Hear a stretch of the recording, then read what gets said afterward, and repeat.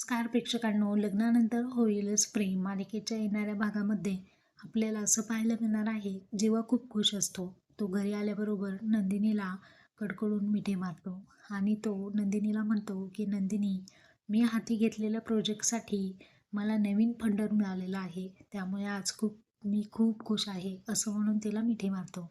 आणि तो पुढे म्हणतो की मला आयुष्यामध्ये अशीच खूप प्रगती करायची आहे, मला खूप पुढे जायचं आहे. त्यावरती नंदिनीसुद्धा आता मनापासून त्याला मिठी मारते आणि म्हणते, तुम्ही आयुष्यात खूप पुढे जा, तुमची बायको सदैव तुमच्या पाठीशी असणारच आहे.